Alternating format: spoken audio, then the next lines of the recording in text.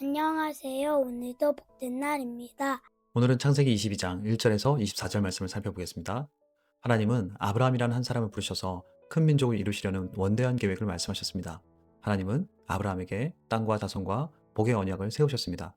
아브라함은 갈대아우르를 떠나 하나님의 약속을 따라갔고 수많은 실패와 우회도 있었지만 하나님은 끝까지 그를 붙드셨습니다. 특히 창세기 21장에서는 오랫동안 기다리던 약속의 아들 이삭이 태어났습니다. 하나님께서 말씀하신 대로 불가능해 보였던 약속이 현실이 되는 기쁨을 보았습니다.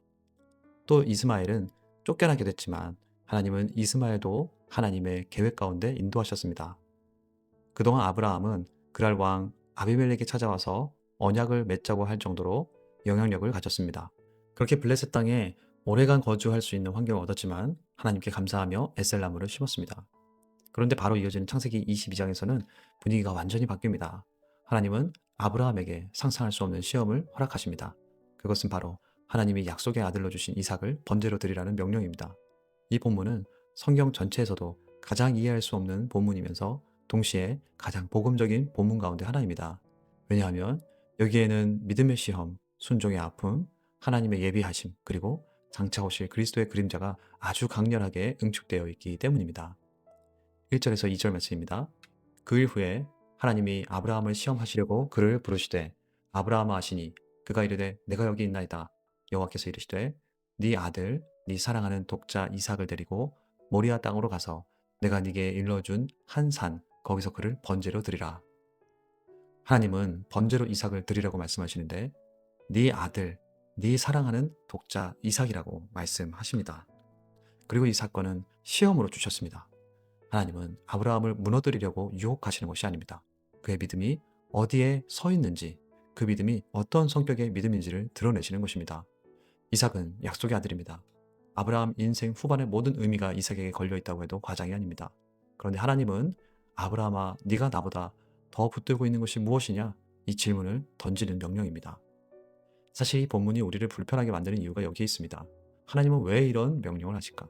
왜 약속으로 주신 아들을 다시 요구하실까? 바로 여기서 믿음의 본질이 드러납니다. 하나님이 주신 선물과 하나님 자신 중에 우리가 무엇을 더 사랑하는지가 드러나는 것입니다.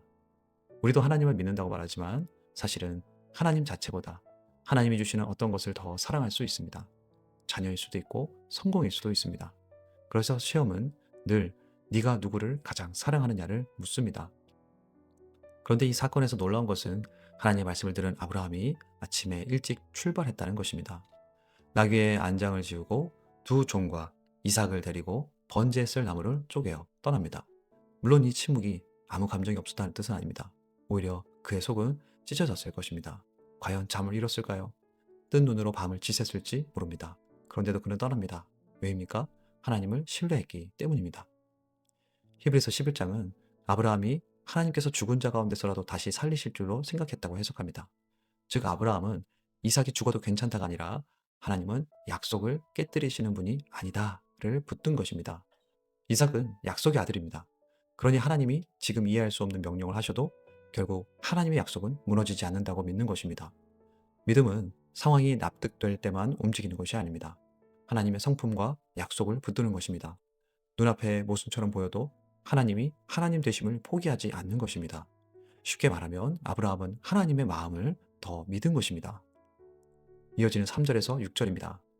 아브라함이 아침에 일찍 일어나 나귀의 안장을 지우고 두 종과 그의 아들 이삭을 데리고 번제에 쓸 나무를 쪼개어 가지고 떠나 하나님이 자기에게 일러주신 곳으로 가더니 제3일에 아브라함이 눈을 들어 그곳을 멀리 바라본지라. 이에 아브라함이 종들에게 이르되 너희는 나귀와 함께 여기서 기다리라. 내가 아이와 함께 저기 가서 예배하고 우리가 너희에게로 돌아오리라 하고 아브라함이 이에 번제나무를 가져다가 그의 아들 이삭에게 지우고 자기는 불과 칼을 손에 들고 두 사람이 동행하더니 아브라함은 목적지까지 3일간 얼마나 많은 생각을 했을까요? 이삭을 바라보며 얼마나 마음이 무너졌겠습니까? 하지만 동시에 마음을 다잡는 시간이었을 것입니다. 아브라함은 예배하고 올 것인데 우리가 돌아오리라고 말합니다. 아브라함은 어떻게 돌아올지는 모르지만 하나님이 결국 약속을 깨뜨리지 않으실 것을 믿음으로 말한 것입니다. 여기서 성경에서 처음으로 예배란 단어가 등장합니다. 예배는 하나님이 하나님 되심을 인정하며 내 가장 깊은 사랑의 대상을 하나님 앞에 내려놓는 행위입니다. 그래서 참된 예배는 때로 아름답지만 때로는 아픕니다. 왜냐하면 예배는 내 삶의 주인을 하나님께 돌려드리는 일이기 때문입니다.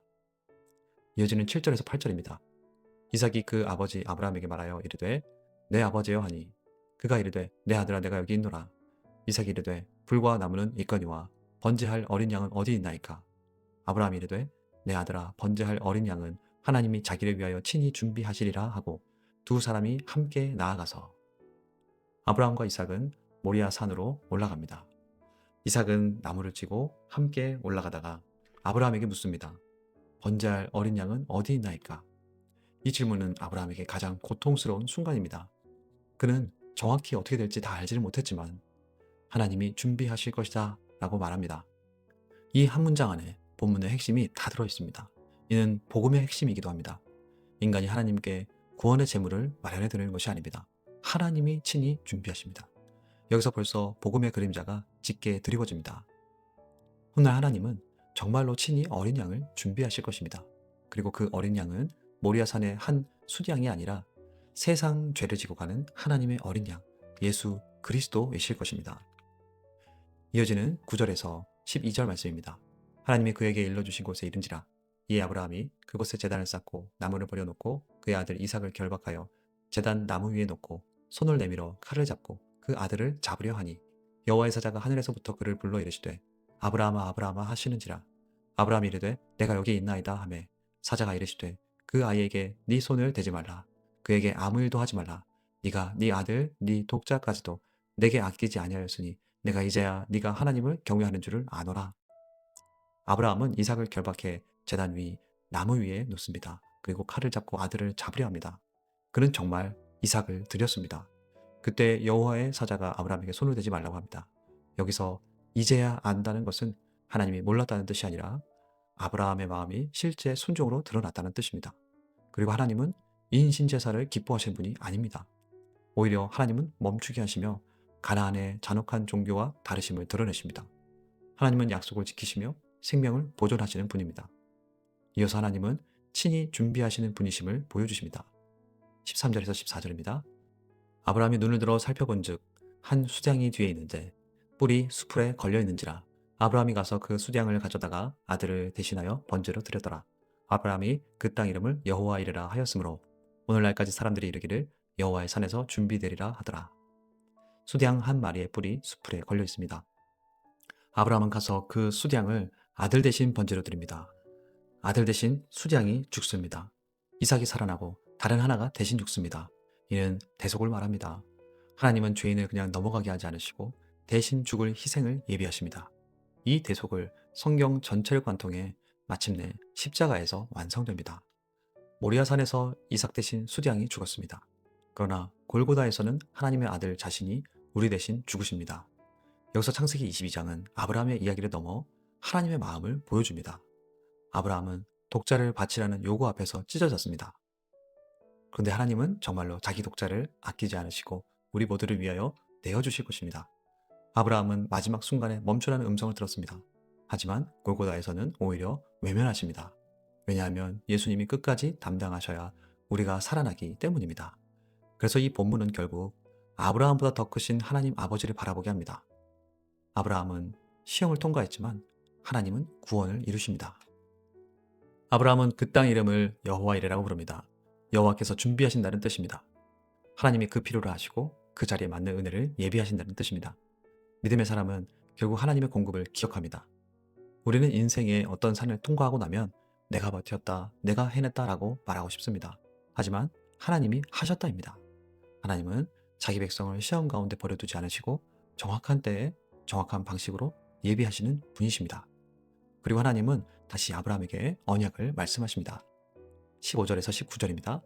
여호와의 사자가 하늘에서부터 두 번째 아브라함을 불러 이르시되 여호와께서 이르시기를 내가 나를 가리켜 맹세하노니 네가 이같이 행하여 네 아들 네 독자도 아끼지 아니하였은즉 내가 네게 큰 복을 주고 네 씨가 크게 번성하여 하늘의 별과 같고 바닷가의 모래와 같게 하리니 네 씨가 그 대적의 성문을 차지하리라. 또 네 씨로 말미암아 천하 만민이 복을 받으리니 이는 네가 나의 말을 준행하였음이니라 하셨다 하니라. 이에 아브라함이 그의 종들에게로 돌아가서 함께 떠나 브엘세바에 이르러 거기 거주하였더라. 하나님께서 약속을 다시 들려주신 이유는 아브라함이 이제는 그 큰 복을 받아 누릴 만큼 믿음이 단단해졌음을 인정해 주시고 이 복은 진짜 내 것이다 라고 도장을 콱 찍어 주신 것입니다. 그리고 본문 끝에 아브라함의 형제 나홀의 족보가 나옵니다.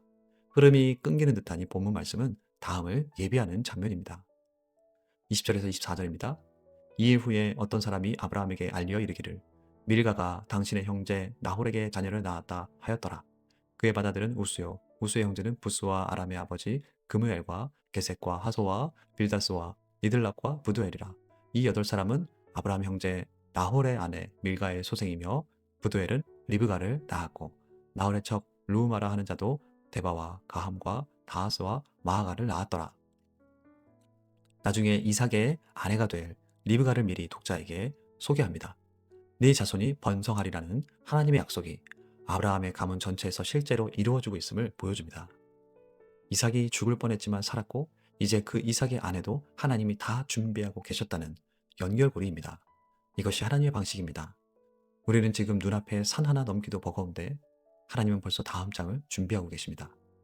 우리에게는 위기가 마지막 같아 보여도 하나님에게는 언약의 다음 페이지가 이미 열려 있습니다. 하나님이 친히 준비하십니다. 아브라함은 하나님이 하실 일을 소망했습니다. 그리고 이후 하나님은 온 인류의 하나님과의 회복을 위해 유월절 어린 양 예수님을 준비하셨습니다. 우리의 믿음은 나도 내 것을 드려야겠다는 다짐 이전에 나를 위해 독자를 내어주신 하나님을 신뢰하기 때문에 내가 움켜쥐고 있던 것들을 내려놓을 수 있는 것입니다. 그렇게 예배자로 하나님 앞에 서서 나의 주인을 하나씩 주께 내어드려 주님이 주인 되시는 인생이 되길 바라고 축복합니다. 이 시간 하나님 앞에 섭니다. 주님, 오늘도 주님을 신뢰하길 원합니다. 날 위해 아들을 내어주신 주님의 사랑이 내 믿음보다 훨씬 크다는 것을 믿길 원합니다. 시험의 산길 속에서도 약속의 하나님을 신뢰하게 하시고 내 삶의 주인을 하나씩 내어드리는 예배자로 살아가게 하옵소서. 기도하며 나아가겠습니다.